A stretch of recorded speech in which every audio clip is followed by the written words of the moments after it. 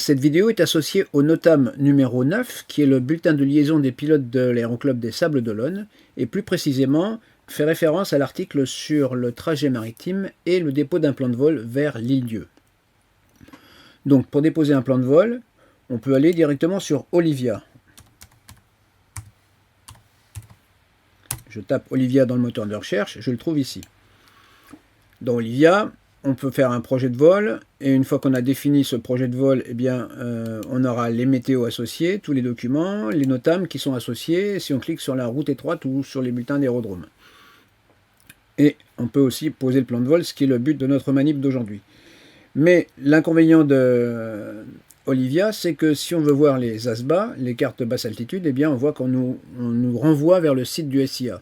Donc moi je préconise plutôt de taper dans le moteur de recherche SIA. Voilà, ici. Et là, en cliquant sur préparation des vols, on retrouve Olivia Web de la même façon. Mais surtout, l'avantage, c'est qu'on a aussi accès aux cartes ASBA, au SUP-IP. Donc on a plus de fonctionnalités directement sans changer de page en passant par le site du SIA. Donc, on va retourner sur Olivia Web, mais en passant par ici, préparation du vol, Olivia Web. Si on a préparé son vol avec AeroWeb ou d'autres sources ou d'autres documents, si on a d'autres endroits pour récupérer les documents, on n'est pas obligé de passer par cette partie-là de projet de vol. Pour poser un plan de vol, on peut cliquer directement sur le plan de vol. On voit ici, c'est marqué en rouge, qu'il y a une nouvelle version d'Olivia et que les pilotes sont invités à créer un compte pour accéder aux fonctionnalités du plan de vol. Donc si c'est la première fois que vous venez sur Olivia pour poser un plan de vol, eh bien il faut créer un compte avec, ça prend quelques secondes, hein, un nom, un mot de passe et on valide. Et bien sûr il faut les garder en mémoire quelque part pour pouvoir les retrouver ensuite. Donc on clique sur plan de vol et ici on a le choix entre déposer un plan de vol ou consulter ou modifier un plan de vol. Là pour le cas qui nous intéresse c'est déposer un plan de vol. Donc là, on me demande mon email et mon mot de passe, celui qui vient d'être défini si c'est la première fois. Moi, j'y viens souvent, donc je suis connu, je l'ai en mémoire dans mon ordinateur et je me connecte. On arrive sur la page plan de vol. On va regarder les cases une par une. Donc, identification de l'aéronef, eh bien, ça va être le kilo Juliette pour ce vol. On note qu'il ne faut pas mettre de tiret. Si je mets le tiret, par exemple, comme ceci, on verra, ça va générer une alerte. Règle de vol, c'est vol à vue. Si je survole, vous voyez, si je mets ma souris au-dessus d'une case, ici, on voit en jaune ici les informations qui correspondent à cette case pour nous aider à le remplir. Nous, c'est du vol VFR, c'était par défaut VFR, il n'y a rien à changer. Type de vol, c'est l'aviation générale, par défaut aussi, il n'y a rien à changer. Turbulence de sillage, pour nous, c'est L, c'est par défaut, il n'y a rien à changer non plus. Type d'aéronef, là, si je veux essayer de marquer DR400, ça ne va pas marcher, parce qu'on ne peut mettre que 4 caractères. Donc, on va trouver le type de l'avion en cherchant ici dans le menu déroulant qui s'ouvre. Donc, on va chercher à Robin. Robin, c'est un petit peu plus loin, ici, voilà. Et ici, on trouve DR400, Petit Prince, hein, DR400, tous les DR400 sont là. Je clique et c'est DR40, le type. Si jamais on fait le vol avec le Sonaka, c'est un appareil qui n'est pas répertorié, le Sonaka. Donc on voit ici, c'est marqué en bas, on met à ce moment-là 4 caractères, 4 fois Z. 1, 2, 3, 4 Z. Et dans la case 18, type, on va préciser en clair quel est le type d'aéronef. Donc ici, type, ben on marquerait Sonaka 201. Voilà, donc voilà comment on remplirait le plan de vol pour un Sonaka, pour le Sonaka 4Z et Sonaka 201. Mais là, en l'occurrence, moi, je vais prendre le DR400. Donc, je mets DR40 et j'efface, bien sûr, le type, ici. Équipement, l'équipement standard, S, c'est l'équipement standard, VHF, VOR, ce dont on a besoin pour aller à l'île-Dieu. Donc, je laisse S par défaut. Ici, c'est le transpondeur. Transpondeur, ici par défaut il y a mode C. Alors là on va changer quelque chose puisque nous on a des modes S sur le DR400 et sur le Sonaka. Donc on va décocher le mode C et on va cocher le mode S. On voit que si on fait que ça, ça n'a pas changé. Donc il faut décocher ici le mode C, cocher le mode S ici et aller chercher le OK en bas qui est caché. Voilà, maintenant ça a été pris en compte. Si on clique, si dans n'importe quelle fenêtre, on ne clique pas sur le OK qui est en bas et qui est souvent masqué, eh bien on n'a rien changé. Aérodrome de départ, bon, facile, LFO. La date, bon, supposons que c'est aujourd'hui. Là, j'enregistre cette vidéo, c'est le 12 octobre. L'heure, supposons que je pars à 10h TU, donc 4 caractères. Et la vitesse de croisière, là, on a deux possibilités.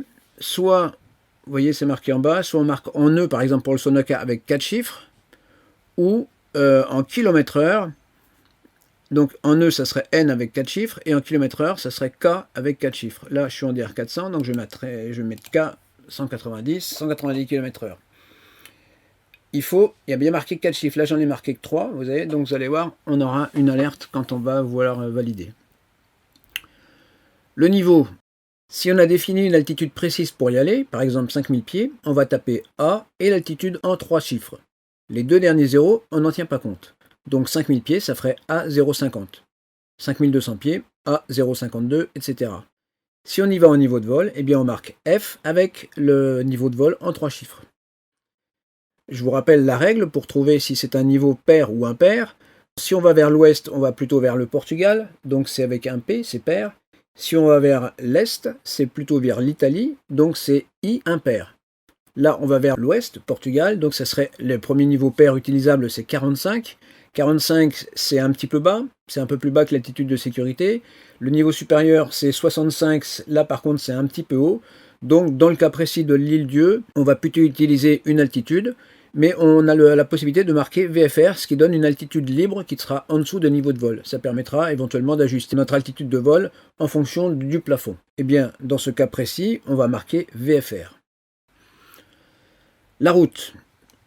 Alors, la route, si je prends ici Google Maps, on ne va pas partir des Sables d'Olonne pour aller directement vers l'île Dieu. On s'en éloignerait trop avant d'avoir atteint l'altitude permettant de revenir en vol plané. Donc, ce qu'on fait, c'est qu'on va voler en s'appuyant sur Saint-Gilles-Croix-de-Vie. À fur et à mesure qu'on va monter, on va s'écarter de la côte tout en restant sous un angle de 1 alpha travers qui permet de revenir en cas de panne moteur en vol plané sur la côte. Et donc, quand on aura atteint l'altitude qui permettra de traverser en sécurité, on a vu dans le NOTAM sur le transit maritime que c'est avec une marge de 1000 pieds, c'est environ 5200 pieds, sans vent, pour une finesse de 10. Donc, à peu près par ici, on va se retrouver à 5200 pieds. Ça dépendra bien sûr de la charge, mais en gros, on voit que les coordonnées du point ici, c'est 46,6 nord et 2 ouest. À quelque chose près. Donc c'est ce point-là qu'on va mettre sur la Terre pour poser un plan de vol. On trouvera des coordonnées, on trouvera des points caractéristiques, mais sur la mer, il n'y a rien. Donc on va prendre les coordonnées géographiques pour montrer qu'on ne va pas faire un trajet direct vers l'île Dieu, mais qu'on va s'appuyer sur Saint-Gilles-Croix-de-Vie. Donc on mémorise 46,6 nord et 2 ouest. Je reviens sur mon plan de vol. C'était pas cette page-là. Voilà, elle est ici. Donc je vais marquer comme route, eh bien je vais taper directement 46,60 nord et 002,00 ouest. Pour définir une route, on ne marque pas ni le point de départ ni le point d'arrivée qui sont définis par ailleurs, mais uniquement les points tournants ou, sur une ligne droite, les passages de FIR ou de frontières. Ici, on n'a pas de passage de FIR, pas de frontière. Donc c'est uniquement les points tournants, et notre route c'est donc uniquement ce point qui est à 46,6 nord et 2 ouest. Destination c'est LFEY, durée du vol 30 minutes, dégagement 1, bon si jamais je peux pas, ça passe pas, il n'y a pas le plafond pour y aller, je reviens sur LFO, et s'il y a de la brume maritime que je peux pas revenir au sable, je vais prendre comme dégagement LFRI comme dégagement numéro 2. Dans les renseignements divers, ici, on n'a rien à marquer, sauf éventuellement le type, on a vu tout à l'heure, ici, si jamais c'était le Sonaca. Ensuite, il est marqué ici, indiqué si possible dans le champ remarque, ici, le numéro de téléphone permettant de vous joindre. Moi, il est de mémoire, vu que je passe souvent des plans de vol, il est resté en mémoire de la dernière fois, sinon, eh bien, on rentre pour la première fois, on rentre son téléphone. L'autonomie, eh bien, c'est pas l'autonomie max de l'avion, mais celle qu'on a réellement le jour où on va aller à l'île-Dieu en fonction du carburant qu'on a à bord. Donc ici, supposons, j'ai 3 heures d'autonomie. On a 2 personnes à bord, je suis avec un élève. Radio de secours, on n'en a pas. On a une balise de détresse, oui. ELT, Emergency Locator Transmitter. Équipement de survie, on n'en a pas. Gilet de sauvetage, oui. Ils sont équipés de lampes. D'ailleurs, c'est obligatoire maintenant. Dans la nouvelle réglementation, on est obligé d'avoir des lampes sur les gilets, ce qui est le cas pour nous. Canot, il n'y en a pas. Couverture, couleur, il n'y en a pas. Donc là, on peut marquer en français ou en anglais les caractéristiques des couleurs de l'aéronef. Là, le kilo Juliette. Donc moi, j'ai l'habitude de le marquer en anglais parce que si on pose un plan de vol qui traverse une frontière, ça se remplit en anglais. Donc là, j'ai marqué white with black and yellow stripes, mais j'aurais pu marquer en français blanc, blanc avec des bandes noires et jaunes. J'ai pas de remarque particulière. Et le commandant de bord, ben, c'est moi, l'auto de Philippe, sinon on marque son nom. Voilà. Une fois qu'on a fait ça, eh bien, on fait OK. Alors là, on voit qu'il y a 2 erreurs. On les avait prévues, on les connaissait. L'indicatif de l'aéronef doit être composé de caractères alphanumériques, donc pas de tiret, il faut le retirer. Voilà, je l'enlève. Et là, pour la vitesse de croisière, effectivement, on dit qu'il y a une lettre, N pour nœud, K pour km/h, suivi de 4 chiffres. Là, il manquait un chiffre, donc je marque 0, 190. Et là, je vais faire OK. J'ai plus d'alerte. Et on me propose un petit résumé de notre affaire. Donc, il y a mon numéro de téléphone, il y a la route, 46 6 nord et 02 ouest, c'est bon. Équipement de survie néant, les gilets de sauvetage ont des lampes. Tout est normal. Donc je fais, est-ce que je confirme l'envoi du plan de vol? Oui, OK. Traitement en cours. Et là, j'ai un numéro qu'il faut relever. Celui-là, on le met de côté. Et l'état du plan de vol, il est en attente. Et là, on a un petit résumé. On a le numéro du BRIA, si jamais on voulait l'appeler, pour faire une modif ou pour signaler quelque chose. Ou on verra après, donc il faudra l'appeler pour soit éventuellement activer le plan de vol ou le clôturer si on n'a pas d'autres possibilités. Voilà, j'ai reçu un mail. J'ai reçu un mail qui me confirme. Alors, je vais aller voir ma boîte mail.